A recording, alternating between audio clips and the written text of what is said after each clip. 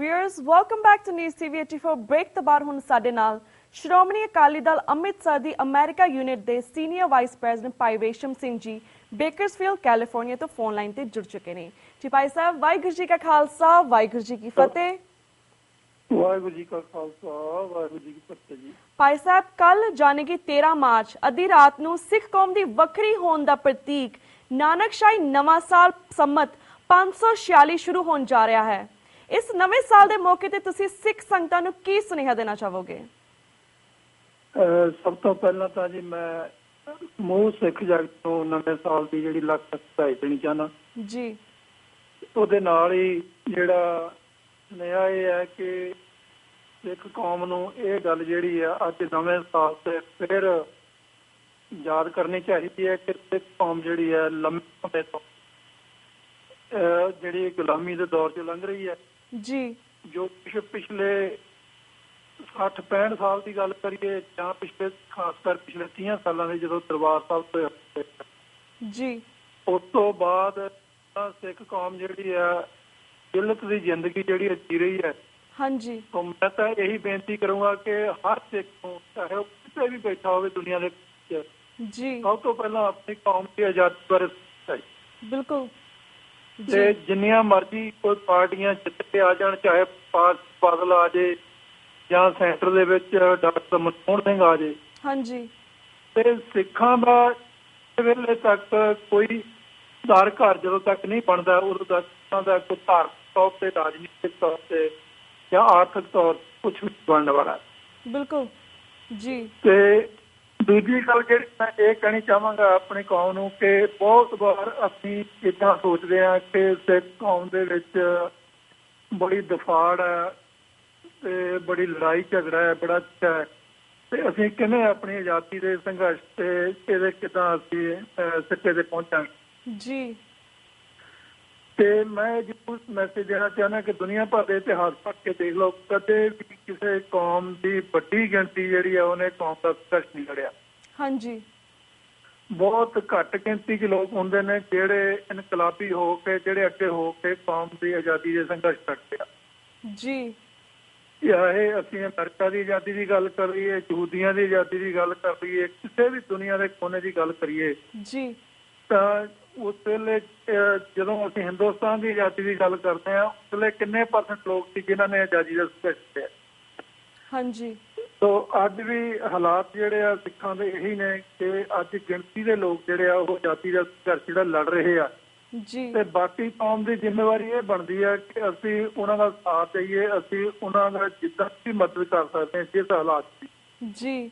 ਸਾਨੂੰ ਉਹਨਾਂ ਦੀ ਮਦਦ ਕਰਨੀ ਚਾਹੀਦੀ ਹੈ। ਅੱਜ ਦੇ ਨਵੇਂ ਸਾਲ ਤੇ ਮੇਰਾ ਸਭ ਤੋਂ ਜਿੱਥੇ ਮੈਂ ਸਿੱਖ ਕੌਮ ਲਈ ਆਪਣੀਆਂ ਸ਼ੁਭ ਇਸ਼ਨਾਵਾਂ ਜੀ ਜਾਂ ਸਤਿਗੁਰੂ ਅੱਗੇ ਅਰਦਾਸ ਕਰਦਾ ਕਿ ਇਹ ਕੌਮ ਜਿਹੜੀ ਆ ਚੜ੍ਹਦੀ ਕਲਾ 'ਚ ਰਵੇ ਤੇ ਇਹਨੂੰ ਸਤਿਗੁਰੂ ਸੱਚੇ ਪਾਤਸ਼ਾਹ ਇਹਨੂੰ ਆਪਣਾ ਦਰ ਘਰ ਜਿਹੜਾ ਆਪਣਾ ਰਾਜ ਖਾਲਿਸਤਾਨ ਜਿਹੜਾ ਆਪਣਾ ਰਾਜ ਜਿਹੜਾ ਉਹ ਕਰ। ਹਾਂਜੀ, ਬਿਲਕੁਲ ਬਿਲਕੁਲ ਭਾਈ ਸਾਹਿਬ। ਤੇ ਭਾਈ ਸਾਹਿਬ, ਹੁਣ ਅਸੀਂ ਕੁਝ ਹੋਰ ਪੰਥਕ ਮਸਲਿਆਂ ਬਾਰੇ ਵੀ ਤੁਹਾਡੇ ਨਾਲ ਗੱਲਬਾਤ ਕਰਨਾ ਚਾਹਾਂਗੇ। ਸਭ ਤੋਂ ਪਹਿਲਾਂ ਅਸੀਂ ਗੱਲਬਾਤ ਕਰਦੇ ਹਾਂ ਕਾਲਿਆਂ ਵਾਲੇ ਖੂਹ ਬਾਰੇ। ਜਿਵੇਂ ਤਹਿਸੀਲ ਅਜਨਾਲੇ ਦਾ ਕਾਲਿਆਂ ਵਾਲਾ ਖੂਹ ਅੱਜ ਕੱਲ੍ਹ ਬੜੀ ਚਰਚਾ ਦਾ ਵਿਸ਼ਾ ਹੈ, ਇਸ ਬਾਰੇ ਤੁਸੀਂ ਕੀ ਕਹਿਣਾ ਚਾਹੋਗੇ? ਇਹਦੇ ਬਾਰੇ ਬਹੁਤ ਕੁਝ ਥੋੜੇ ਦਿਨਾਂ ਤੇ ਜਿਸਦਾ ਇਹ ਇਸ਼ੂ ਬਾਹਰ ਆਇਆ ਤੇ ਮੈਂ ਕਾਫੀ ਕੋਸ਼ਿਸ਼ ਕੀਤੀ ਹੈ ਕਿ ਨੈਟ ਤੇ ਜਾ ਕੇ ਇਹਦੇ ਬਾਰੇ ਜਾਣ ਸਕੀਏ। ਆਮ ਸੌਰੀ ਵੀਰ ਜੀ, ਤੁਹਾਡੀ ਆਵਾਜ਼ ਕੱਟ ਰਹੀ ਹੈ। ਅਗੇਨ ਅਸੀਂ ਤੁਹਾਡੇ ਕੋਲ ਪੁੱਛਣਾ ਚਾਹਾਂਗੇ, ਜਿਵੇਂ ਤਹਿਸੀਲ ਅਜਨਾਲੇ ਦਾ ਕਾਲਿਆਂ ਵਾਲਾ ਖੂਹ ਅੱਜ ਕੱਲ੍ਹ ਬੜੀ ਚਰਚਾ ਦਾ ਵਿਸ਼ਾ ਹੈ, ਤੁਸੀਂ ਇਸ ਬਾਰੇ ਕੀ ਕਹਿਣਾ ਚਾਹੋਗੇ? ਪਲੀਜ਼ ਰੇਂਜ 'ਚ ਆ ਕੇ ਸਾਡੀ ਸਿੱਖ ਸੰਗਤਾਂ ਨੇ ਫਿਰ ਤੋਂ ਰੂਬਰੂ ਹੋਵੇ। ਹਾਂਜੀ, ਮੈਂ ਹੁਣ ਆਵਾਜ਼ ਠੀਕ ਆ ਰਹੀ ਹੈ ਜੀ? ਮੇਰੀ ਆਵਾਜ਼ ਮੈਨੂੰ ਵਾਪਸ ਆ ਰਹੀ ਹੈ, ਪਤਾ ਨਹੀਂ ਕਿਉਂ। ਤਾਂ ਵੀਰ ਜੀ ਹੁਣ ਸਾਨੂੰ ਬਿਲਕੁਲ ਕਲੀਅਰ ਆ ਰਹੀ ਹੈ, ਤੁਸੀਂ ਹੁਣ ਦੱਸ ਸਕਦੇ ਹੋ। ਠੀਕ ਆ ਜੀ। ਹਾਂਜੀ। ਤੇ ਮੈਂ ਇਹਦੇ ਬਾਰੇ ਇਹੀ ਕਹਿਣਾ ਚਾਹੁੰਦਾ ਕਿ ਇੱਕ ਤਾਂ ਪਹਿਲਾਂ ਆਪਾਂ ਇਸ ਹਿੰਦੁਸਤਾਨ ਦੀ ਆਜ਼ਾਦੀ ਦੀ ਜਦੋਂ ਗੱਲ ਕਰਦੇ ਹਾਂ ਤਾਂ ਪਹਿਲਾਂ ਅਸੀਂ ਹਿੰਦੁਸਤਾਨ ਦੀ ਗੁਲਾਮੀ ਦੀ ਗੱਲ ਕਰੀ ਜੀ। ਇਹ ਹਿੰਦੁਸਤਾਨ ਜਿਹੜਾ ਆ ਇਹ ਤਕਰੀਬਨ 1000 ਸਾਲ ਜਿਹੜਾ ਇਹ ਅਲੱਗ-ਅਲੱਗ ਕੌਮਾਂ ਦਾ, ਕਦੀ ਮੁਗਲਾਂ ਦਾ, ਕਦੀ ਅਬਦਾਲੀਆਂ ਦਾ, ਕਦੀ ਅਫਗਾਨੀਆਂ ਦਾ, ਕਦੀ ਇਰਾਨੀਆਂ ਦਾ ਗੁਲਾਮ ਰਿਹਾ। ਹਾਂਜੀ। ਤੇ ਲਗਭਗ 100 ਸਾਲ ਜਿਹੜਾ ਇਹ ਅੰਗਰੇਜ਼ਾਂ ਦਾ ਗੁਲਾਮ ਹੈ। ਬਿਲਕੁਲ। 1848 ਤੋਂ ਲੈ ਕੇ ਇਹ ਹਿੰਦੁਸਤਾਨ ਅੰਗਰੇਜ਼ਾਂ ਦਾ ਜਿਹੜਾ ਗੁਲਾਮ ਬਣਿਆ ਜੀ। ਉਸ ਤੋਂ ਬਾਅਦ ਜਦੋਂ ਪੂਰੇ ਹਿੰਦੁਸਤਾਨ ਤੇ ਅੰਗਰੇਜ਼ਾਂ ਨੇ ਕਬਜ਼ਾ ਕਰ ਲਿਆ ਤਾਂ ਜਿਹੜਾ ਪੰਜਾਬ ਜਿਹੜਾ ਉਸ ਵੇਲੇ ਵੀ ਉਹਨਾਂ ਦੇ ਕਬਜ਼ੇ ਤੋਂ ਬਾਹਰ ਜੀ। ਫਿਰ ਜਿੰਨੀਆਂ ਇਹ ਜਿਹੜਾ ਬਿਹਾਰ ਜਾਂ ਹੋਰ ਜਿਹੜੇ ਇਹ ਸਟੇਟਾਂ ਸੀਗੀਆਂ, ਹਾਂਜੀ, ਇਹਨਾਂ ਦੇ ਵਿੱਚੋਂ ਬਹੁਤ ਵੱਡੀ ਭਰਤੀ ਕਰਕੇ ਉਹਨਾਂ ਨੇ ਅੰਗਰੇਜ਼ ਸਰਕਾਰ ਨੇ ਉਹਨਾਂ ਨੇ ਇਹਨਾਂ ਦੀਆਂ ਫੌਜਾਂ ਤਿਆਰ ਕਰਕੇ ਤੇ ਪੰਜਾਬ ਨਾਲ ਉਹਨਾਂ ਨੇ ਟੱਕਰਾ ਲਿਆ ਜੀ। ਤੇ ਜਦੋਂ ਅਸੀਂ ਸ਼ਾਹ ਮੁਹੰਮਦ ਦੀ ਗੱਲ ਕਰਦੇ ਆ, ਉਹਨੇ ਵੀ ਆਪਣੇ ਉਸ ਜਿਹੜਾ ਵਾਰ ਜਿਹੜੀ ਕਵਿਤਾ ਲਿਖੀ ਆ ਉਹਦੇ 'ਚ ਵੀ ਉਹਦਾ ਜ਼ਿਕਰ ਹੁੰਦਾ ਹੈ ਤੇ ਉਹਦੇ 'ਚ ਸਾਫ਼ ਲਿਖਿਆ ਗਿਆ ਕਿ ਪੂਰਬੀਆਂ ਨੇ ਜਿਹੜਾ ਅੰਗਰੇਜ਼ਾਂ ਦਾ ਸਾਥ ਦਿੱਤਾ ਤੇ ਪੰਜਾਬ ਤੇ ਉਹ ਕਬਜ਼ਾ ਕਰ। ਹਾਂਜੀ। ਸੋ ਜਿਸ ਤਰ੍ਹਾਂ ਮੈਂ ਇਹ ਸੋਚਦਾ ਕਿ ਅੱਜ ਪੰਜਾਬ ਦੇ ਵਿੱਚ ਪੂਰਬੀਆਂ ਦਾ ਰਾਜ ਹੈ, ਵੱਡੇ ਸ਼ਹਿਰਾਂ 'ਚ ਜਾ ਕੇ ਦੇਖ ਲਓ ਉੱਥੇ ਕਿਵੇਂ ਕਤਲ ਹੋ ਰਹੇ ਨੇ, ਰੇਪ ਹੋ ਰਹੇ ਨੇ ਜੀ, ਸਾਰੀ ਤਰ੍ਹਾਂ ਦੀਆਂ ਲੁੱਟਾਂ ਹੋ ਰਹੀਆਂ ਨੇ। ਹਾਂਜੀ, ਅਜੇ ਬਹੁਤਾ ਲੰਮਾ ਸਮਾਂ ਨਹੀਂ ਹੋਇਆ ਜਦੋਂ ਲੁਧਿਆਣੇ ਦੇ ਵਿੱਚ ਉਹਨਾਂ ਨੇ ਕਿੰਨੇ ਦੁਕਾਨਾਂ ਸਿੱਖਾਂ ਦੀਆਂ ਸਾੜੀਆਂ ਜੀ, ਤੇ ਉਹਨਾਂ ਦੇ ਬਿਜ਼ਨਸ ਜਿਹੜੇ ਸਾਰੇ ਟਰੱਕ ਸਾੜੇ ਤੇ ਕਿੰਨਾ ਉਹਨਾਂ ਨੇ ਪ੍ਰਾਪਰਟੀ ਦਾ ਨੁਕਸਾਨ ਕੀਤਾ ਹੈ।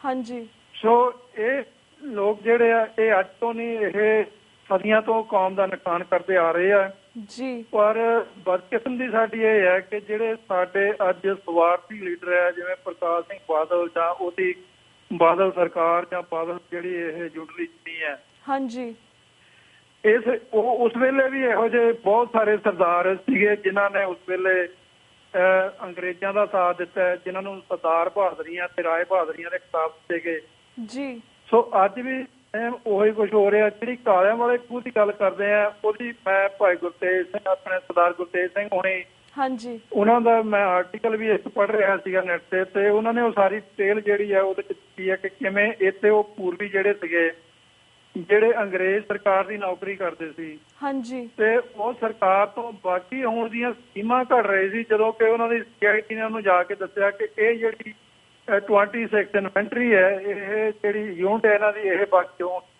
ਸੋਚ ਰਹੇ ਆ ਜੀ। ਇਹਨਾਂ ਕੋਲੋਂ ਹਥਿਆਰ ਵਾਪਸ ਲੈ ਲਏ ਗਏ, ਇਹਨਾਂ ਨੂੰ ਕੈਦੀ ਬਣਾ ਕੇ ਰੱਖਿਆ। ਉਸ ਤੋਂ ਬਾਅਦ ਜਿਹੜੀ ਸਾਰੀ ਕਹਾਣੀ ਹੈ ਜਿਹੜੀ ਉਹ ਸਰਦਾਰ ਗੁਰਤੇਜ ਸਿੰਘ ਸੁਣਾ ਚੁੱਕੇ ਆ।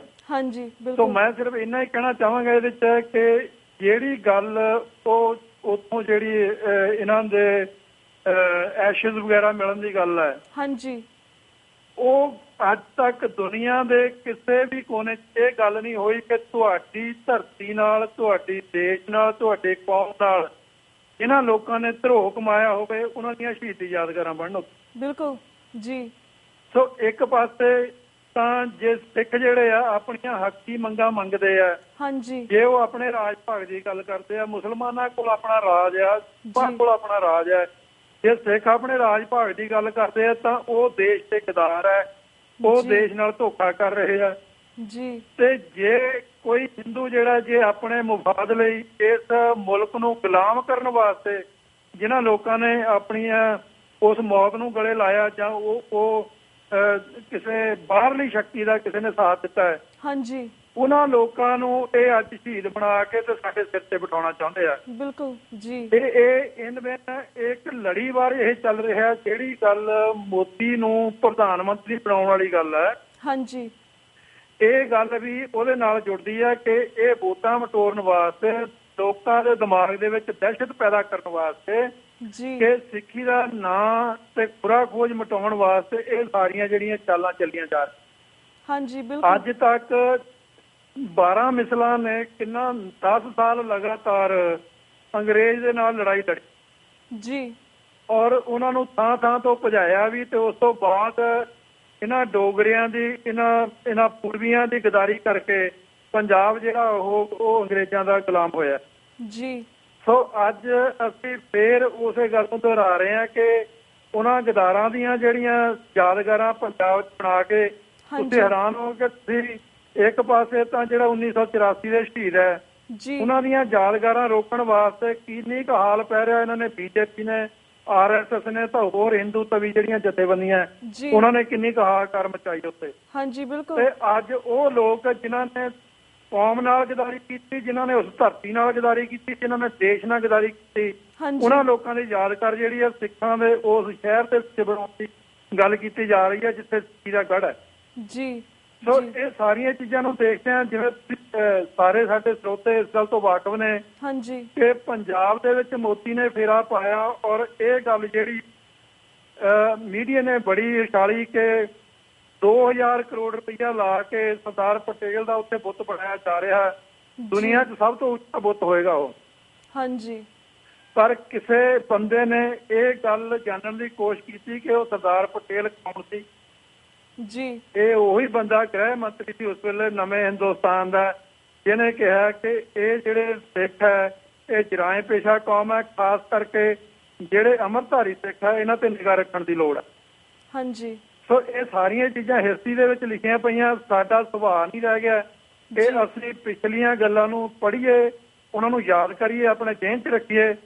ਜੋ ਅੱਜ ਸਾਡੇ ਸਾਹਮਣੇ ਕਿਸੇ ਨੇ ਲਿਆ ਕੇ ਰੱਖ ਦਿੱਤਾ ਹੈ, ਅਸੀਂ ਉਵੇਂ ਹੀ ਉੱਠ ਕੇ ਰਾਤੋਂ ਰਾਤ ਯਾਦਗਾਰ ਬਣਾਉਣ ਦੀਆਂ ਗੱਲਾਂ, ਉੱਥੇ ਉਹਨਾਂ ਦਾ ਸਤਿਕਾਰ ਕਰਨ ਦੀਆਂ ਗੱਲਾਂ ਤੇ ਹੋਰ ਪਤਾ ਨਹੀਂ ਕਿੰਨੀਆਂ ਕੁ ਜਲਾਲਤ ਵਾਲੀਆਂ ਗੱਲਾਂ ਜਿਹੜੀਆਂ ਸਿੱਖ ਕੌਮ ਕਰ ਰਹੀ ਹੈ। ਔਰ ਇਹ ਸਾਰੇ ਨੂੰ ਲੀਡ ਕੌਣ ਕਰ ਰਿਹਾ ਹੈ? ਹਾਂਜੀ ਇਹ ਸਾਰੀ ਗੱਲ ਜਿਹੜੀ ਆ RSS ਦੇ ਬੰਦੇ ਜਿਹੜੇ ਆ ਸਿੱਖੀ ਭੇਸ ਦੇ ਵਿੱਚ ਪੰਜਾਬ ਦੇ ਵਿੱਚ ਪੂਰੀ ਤਰ੍ਹਾਂ ਛਾਏ ਹੋਏ ਆ। ਬਹੁਤ ਸਾਰੇ ਮੇਰੇ ਪੰਜਾਬ ਦੇ ਵਿੱਚ ਬੈਠੇ ਜਿਹੜੇ ਕਈ ਵਾਰੀ ਕਾਲਾਂ ਕਰਕੇ ਦੱਸਦੇ ਆ ਕਿ ਜੇ ਪਿੰਡਾਂ ਦੇ ਵਿੱਚ ਕਿਸੇ ਦੇ ਮਰਨੇ ਦਾ ਵੀ ਪ੍ਰੋਗਰਾਮ ਹੁੰਦਾ ਹੈ ਹਾਂਜੀ ਤਾਂ ਉੱਥੇ ਵੀ ਉਹ ਬੰਦੇ ਜਿਹੜੇ ਸਿੱਖੀ ਸਰੂਪ ਪਹੁੰਚਦੇ ਆ। ਜਿਹੜਾ ਚੰਗਾ ਬੁਲਾਰਾ ਹੁੰਦਾ ਹੈ, ਜਿਹੜਾ ਵੀ ਕੋਈ ਚੰਗਾ ਕੀਰਤਨੀਆ ਹੁੰਦਾ ਹੈ, ਉਹਨਾਂ ਤੱਕ ਉਹਨਾਂ ਦੀ ਪਹੁੰਚ ਹੁੰਦੀ ਹੈ ਕਿ ਭਾਈ ਅਸੀਂ ਤੁਹਾਨੂੰ ਮਹੀਨੇ ਦਾ 20,000 25,000 ਰੁਪਇਆ ਦਿਆਂਗੇ, ਤੁਸੀਂ 1 ਘੰਟੇ ਦੇ ਪ੍ਰੋਗਰਾਮ ਦੇ ਵਿੱਚ ਸਿਰਫ ਇੱਕ ਗੱਲ ਜਿਹੜੀ ਹੈ ਉਹ ਕਰਨੀ ਹੈ ਜਿਹੜੀ ਅਸੀਂ ਤੁਹਾਨੂੰ ਕਹਿੰਦੇ ਹਾਂ।